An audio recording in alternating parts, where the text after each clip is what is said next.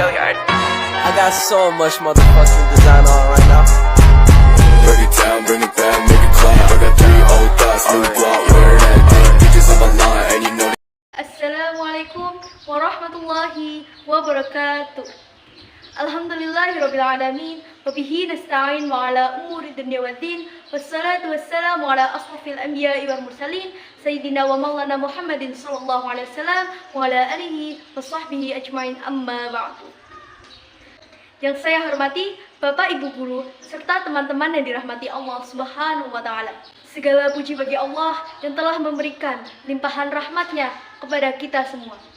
Salawat serta salam selalu tercurah kepada baginda Nabi Agung Muhammad Sallallahu Alaihi Wasallam yang telah membawa kita dari zaman kegelapan hingga zaman yang terang benderang seperti saat ini. Izinkan saya memperkenalkan diri.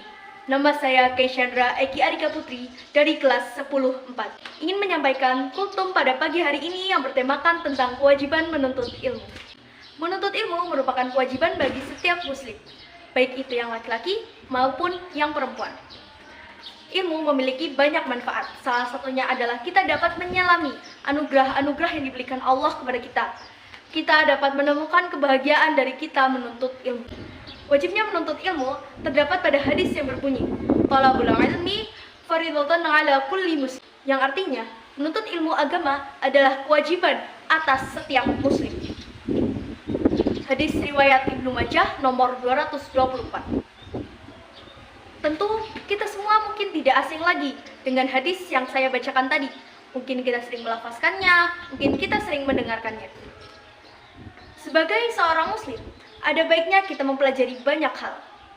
Jangan sampai orang-orang muslim hanya berkutat pada urusan agama saja, lalai dengan kehidupan dunianya. Begitupun sebaliknya.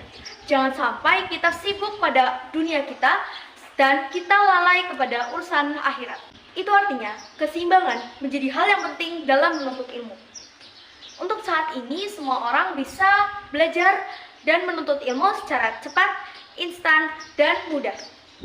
Berbeda dengan zaman dahulu. Zaman dahulu yang mana semua orang harus melakukan perjalanan berjam-jam untuk mendapatkan ilmu. Harus belajar di tengah malam yang kegelapan karena belum ada listrik dan teknologi yang memadai. Dan masih banyak perjuangan luar biasa lainnya yang telah dilakukan oleh pendahulu kita saat mereka ingin belajar.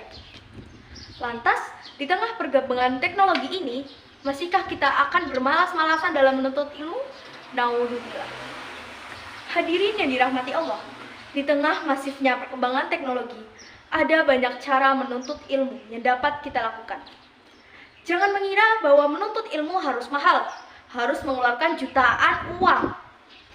Jika memang memiliki dana, kita bisa menentukan sekolah formal untuk kita menuntut ilmu.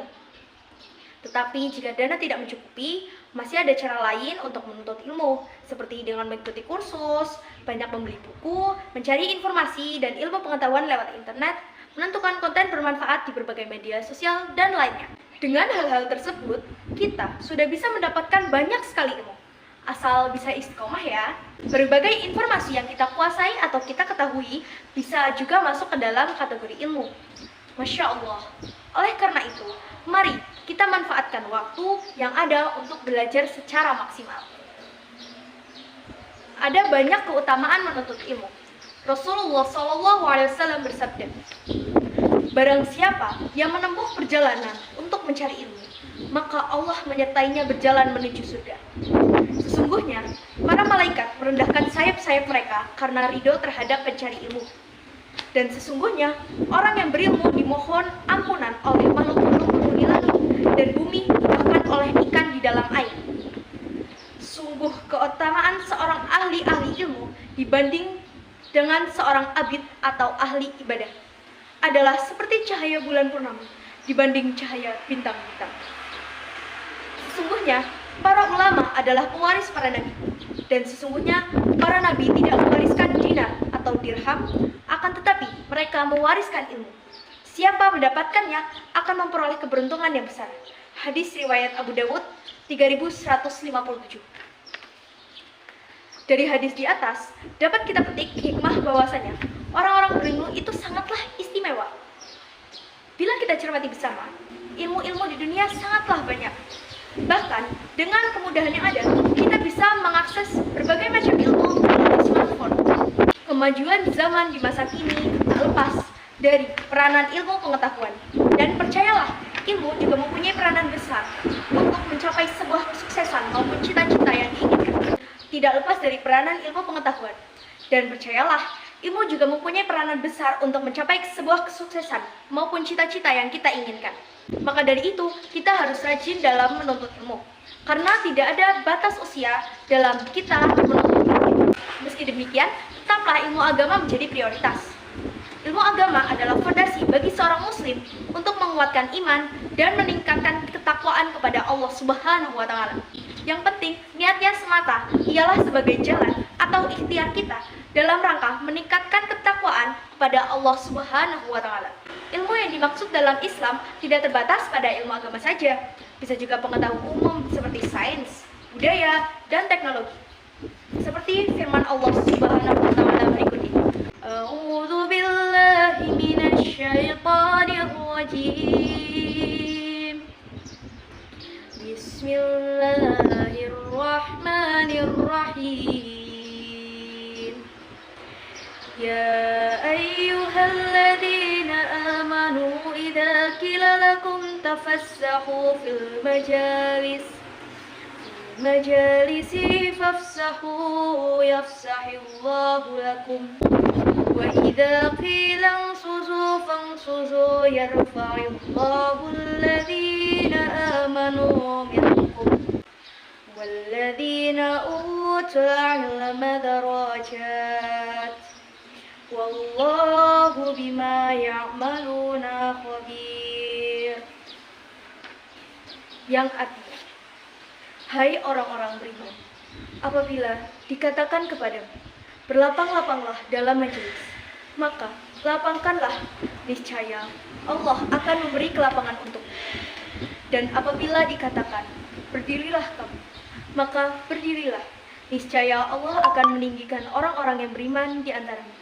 Dan orang-orang yang diberi ilmu pengetahuan beberapa derajat, dan Allah Maha mengetahui apa yang kamu kerjakan.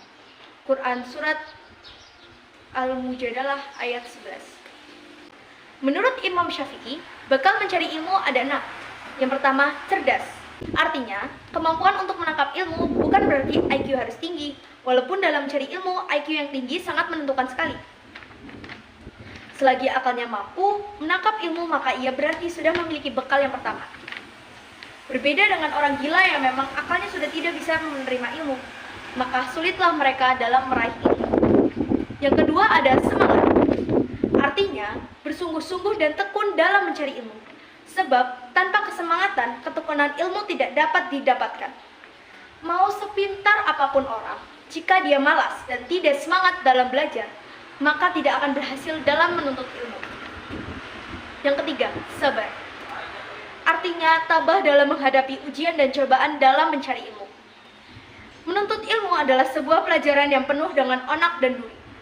Karenanya, akan selalu ada rintangan yang datang dari berbagai sisi, baik itu guru, teman, maupun dari pelajaran yang sedang dikaji.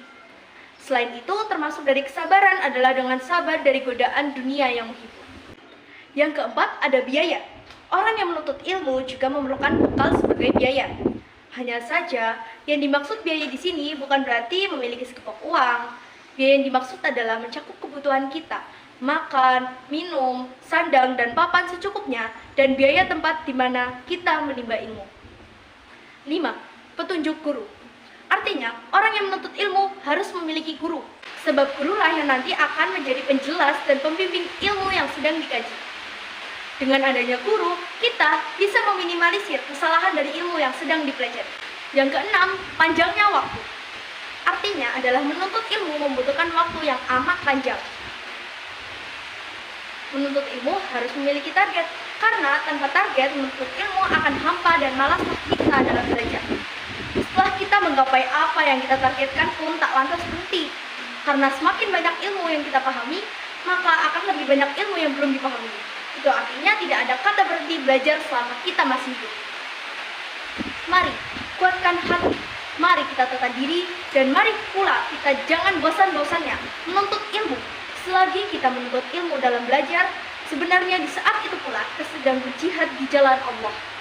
Dan jika mati dalam keadaan menuntut ilmu, insya Allah kita masuk ke dalam kategori mati syahid.